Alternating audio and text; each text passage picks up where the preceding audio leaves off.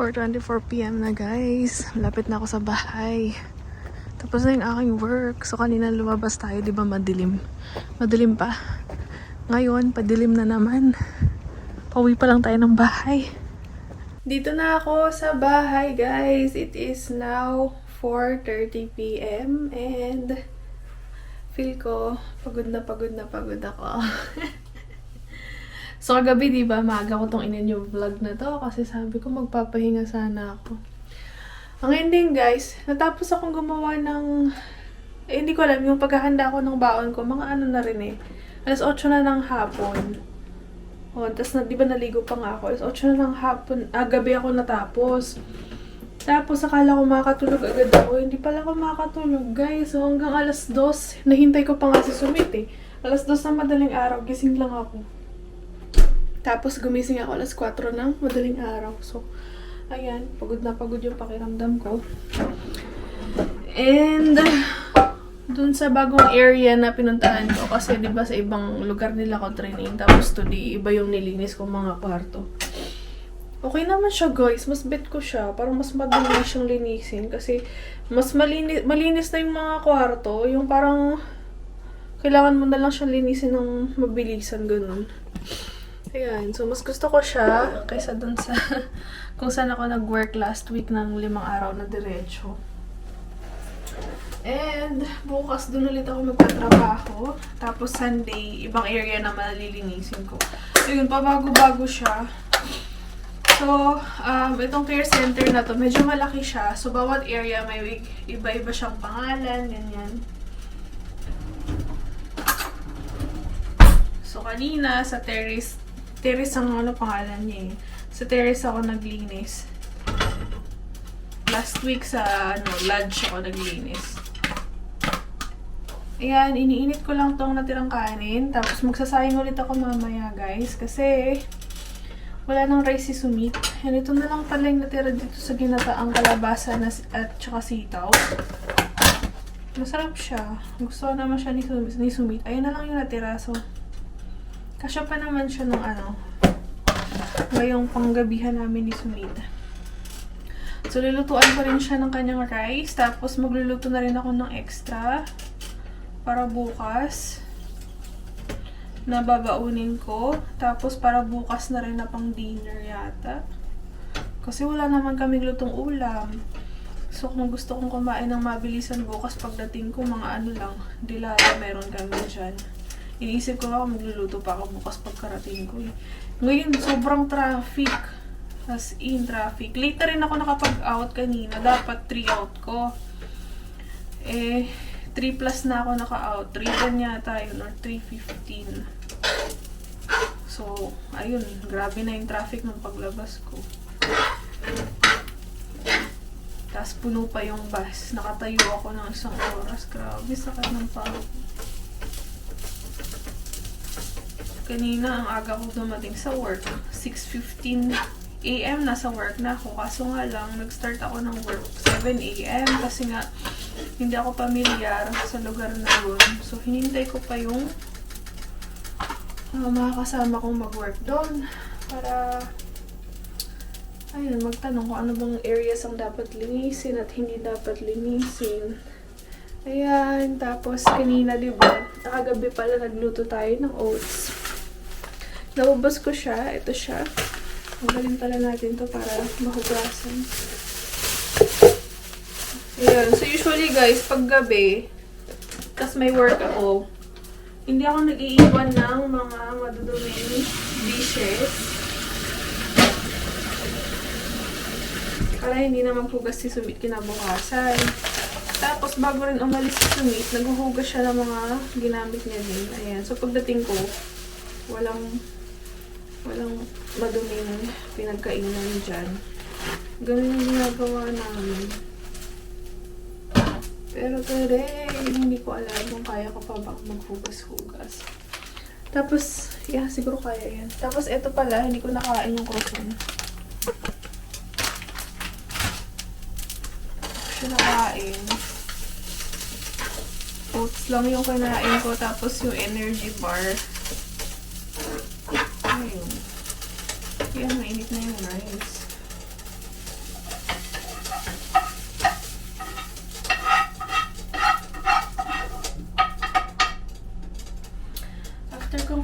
Guys, magluluto rin ako ng babaunin ko bukas. Iniisip ko na bang babaunin ko bukas kung magra-rice ako. Diba nga sabi ko magluluto tayo ng rice. So baka rice na nga lang talaga. Ulam lang ang problema.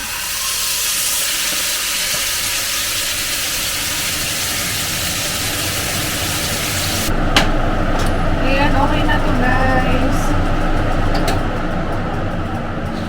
And magkakape tayo. Kasi inaantok ako. Magkape. May tao pala dyan sa taas ng bahay namin. Na mag-anak yata ng landlord namin. Bigyan ko lang ng tubig to pero gagamitin ko itong pan na to mamaya. Natamad na ako maghugas. Anlaw-anlaw na lang. Yan, tapos painit tayo ng tubig para makapagkape tayo at magising-gising tayo.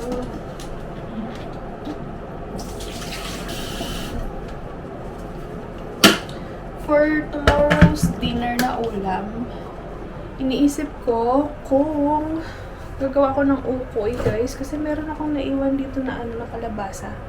Huwag ko na nga ilabas, tinatamad ako. Papakita ko sana sa inyo. May kalabasa pa ako dyan, tapos lagyan na lang ng patatas, tapos basta ganung ukoy na lang. So nga lang, hirap lang prituhin nun eh, naabot ng sobrang tagal. So ito na yung ipang-lunch natin bukas, baunin ko to. Lalagyan ko lang siya ng onion. Kaya igigisa ko lang siya. Tapos tsaka ko siya ilalagay sa baunan. Timplahin ko lang yung aking coffee guys. Tapos, kain na tayo. Si Sumit, kapag galing siya sa work, diretso ligo siya. Agad-agad. Ako parang hindi kaya ng katawan ko. Gusto ko muna umupo. Kasi, di ba nga isang oras ako tayo sa bus. Parang kailangan ko muna mag-rest bago maligo. Kaso nga lang kapag naiubo na guys, wala na rin tayuan minsan. Tapos alas 7 na ako maliligo. Ayan, lagay ko lang ito.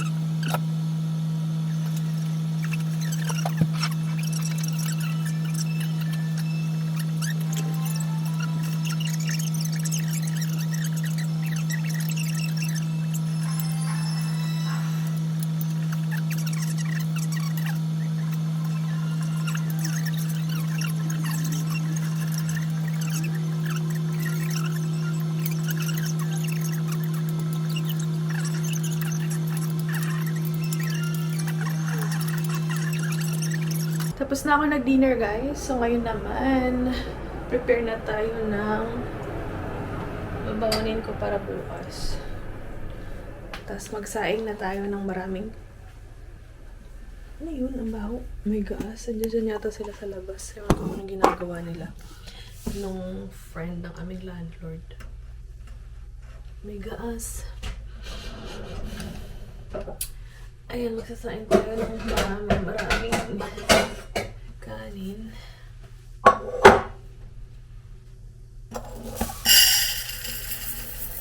Ang sarap lang pakinggan yung salitang Canada, no? Akala mo social na agad, tas maganda yung buhay mo. Hindi nyo alam yung mga Pinoy na nasa Canada. Ang hirap-hirap ng trabaho nila. Napag-uusapan namin to ng mga katrabaho ko dun eh. Yung mga career aid ba na nakakachismisan ko dun. Sinasabi nila, ang sarap lang daw pakinggan yung Canada, tapos yung dollars, pero ang totoo, ang hirap daw ng buhay nila. Parang ang hirap kitain ng pera. Kasi sa totoo lang din. Ako nga hindi ko maisip na yung maglilinis ka ng puwet, tapos lilinisan mo yung tae ng ibang tao. Tsaka kasi, iba kasi yung amoy ng jebs ng matanda na. Kung yung baby pa siguro, okay lang. Pero yung pamangkin ko nga na si Ish na, ilang taon ba yun? 4 na taon? Iba na rin ang amoy ng jabs nun eh. Kasi nung nag-jabs siya, ako yung nagkaukaw sa kanya nung nasa Pinas kami. Ibang level ng amoy. Tapos imagine nyo yung mga matatanda. Kagaya kanina. Habang naglilinis ako dun sa dining area, may isang matanda nasa wheelchair. Naka-jabs siya. Kasi daw siya. Ano ba yung tinatawag doon? Yung nilalagay sa puwet? Pository? Ano na yun? Pository ba? Nakalimutan ko yung tawag doon.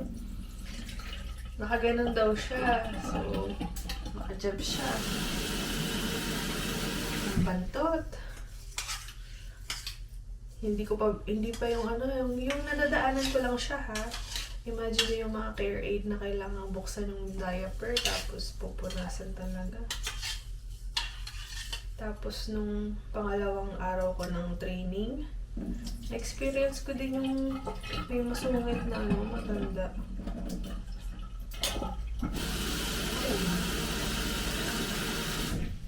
Iba-iba sila ng ugali. Marami naman yung mga matatandang mababait, pero na-experience ko din yung masungit na parang medyo naninigaw. Yan, medyo marami yung aking nahugasan. Nabigas.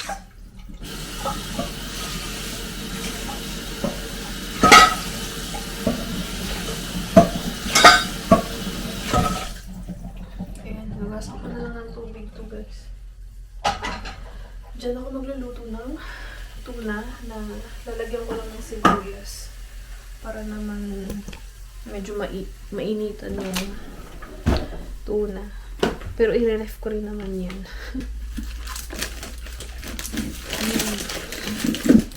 Sa tubig ko. Magbalat lang ako sibuyas.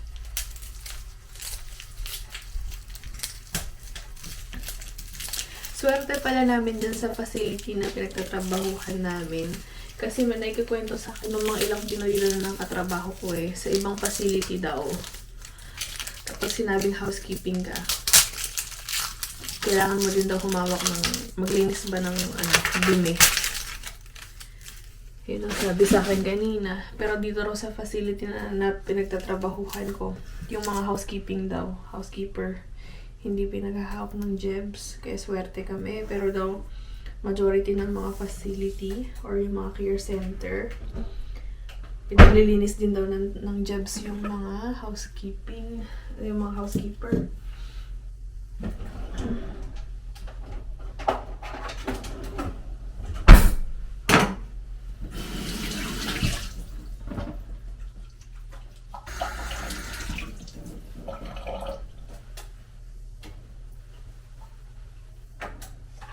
Lagay ko lahat itong ganito karaming sibuyas.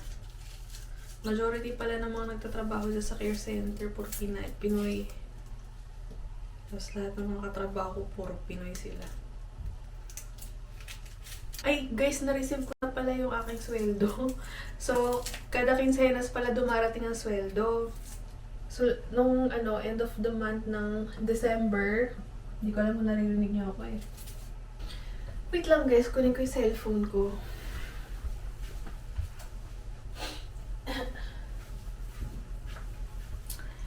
So ayan, meron kasing application na pina-download sa amin. So sobrang tagal kong hindi nakapagtrabaho guys. Na-amaze na lang ako ngayon sa sa mga bagong application na ganito na ginagamit sa sa trabaho. Ayan. Ngayon, meron ka ng da-download na application, makikita mo yung schedule mo dito. Pero yung mga sa casual hindi nilalagay yung schedule dito Ganyan, tapos pati yung sweldo mo dito mo makikita. Ayan, meron kaming sariling app sa work namin. Tapos kay Sumit din, meron daw silang sariling app. Doon mo makikita yung kung ilang oras, kung magkano ang bayad sa'yo, ganyan. So, kanina lang dumating yung pera. So, last month, end of December, di ba nagsimula yung aking work. So, bale, nag-work lang ako ng 7 days sa December. And, ito yung kinita ko sa pag-housekeeping. Ayan. Actually, 981 siya. 981.40. Kaso nga lang, di ba may tax ka. So, after tax, 890 na. Oh, $90 din yung nabawas. So, magkano ba yung 890 sa peso? 7 days ako nag-work. 890. Para meron lang kayong idea, guys, kung magkano bang kinikita ng mga estudyante rito nagpa-part-time. Sa pesos is 36,000. 36,742 yung aking 7 days na pag-work. Ayan. 7 days. So, kinsenas namin makukuha yung aming sweldo. Okay na din siya, guys. Kung hindi lang talaga ako, pumapasok sa school, tatsaga-tsagain ko yung paglilinis. Kaso nga lang, syempre, yung priority natin is mag-aral. So, next time na tayo hanap ng full-time na trabaho. And kapag nakagraduate ako, ibang trabaho ang papasukin natin. Related sa pinag-aralan. So, for now, linis-linis muna tayo. Is tayo ng toilet bowl. For now, after ng graduation, September graduate na ako. So, after nyan, guys, iba na yung trabaho natin. Mas maganda na trabaho natin. Tsaga-tsaga lang for now. Ayan, nilagay ko na yung sibuyas. Tapos, itong century tuna ko is siya. Spicy yata to. Ay, hindi. Plain lang siya. Plain lang pala to. Kala ko spicy. So, hindi ko na yung lalagyan ng oil. Ito na, bubuksan ko na lang itong dilata. Tsaka ko ilalagay. Ayan yung oil niya. Ganyan lang, guys. Iinitin ko lang yan.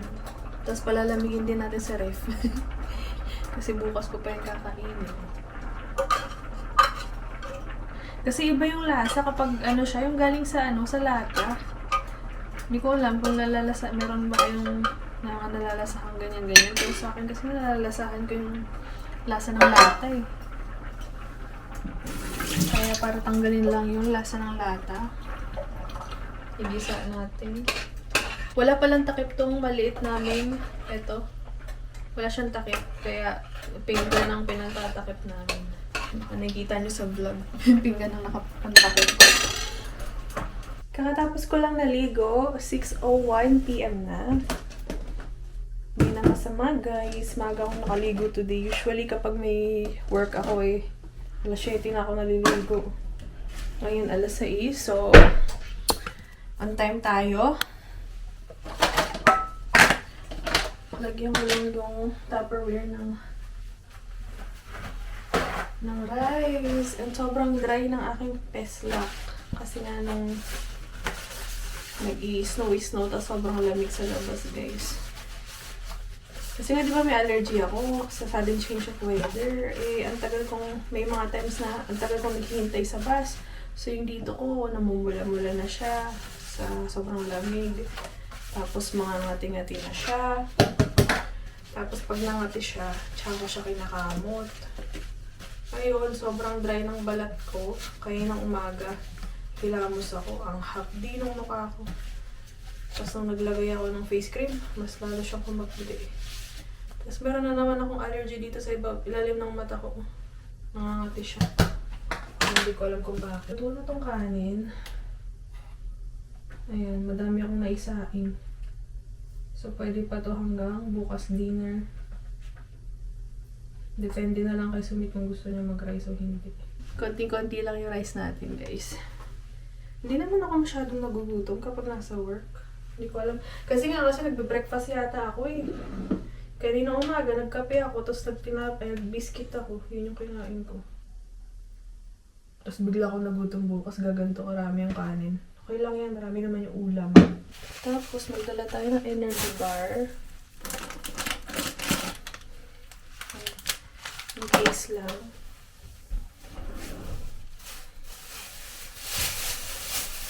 Yan guys, pwede na yung aking baon. Pero mas madali yata yung kapag nagsasalad ako. Pero this week kasi nga last week, di ba? Whole week ako nag-salad. 5 days straight ako salad na salad. Parang nagsawa ako bigla sa salad. Kaya iba-iba naman. Naglalagay lang ako ng tuwalya sa ulo ko.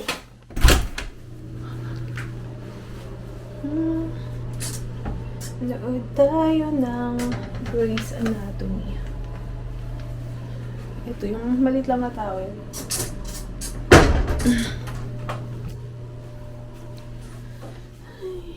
Antok. Ay, hindi pala ako nag-jebs kaninang umaga, guys. Kapag yung nagmamadali ako. Kasi usually pag nagkakape ako, dapat talaga yung hindi ako nagmamadali. Yung parang ini-enjoy ko yung kape ko, yung pag-breakfast ko. Tsaka ako nakaka-jebs ng maayos. Pero kapag namadali ko yung sarili ko, hindi siya lumalabas. Nabanggit ko dati, constipated ako dati, guys. Parang pinakilala sa akin ni Sumit itong herbal na, Ayurvedic na pampatae, pampajebs. Inaraw-araw ko to, same time, everyday. Tapos doon na sana yung tiyan ko na nagbabawas. Tapos naging okay na yung constipation ko. Tinitake ko pa rin siya, kasi may times na hindi pa rin, kagaya natin yung kanina na madaling araw na minamadali ko yung sarili ko. Hindi siya lumalabas pag ganun. Kaya laki na naman, tignan ng tiyan ko. Kasi hindi pa ako nakakapagbawas, tapos kumain ako kanina. Ayun guys, higa na tayo.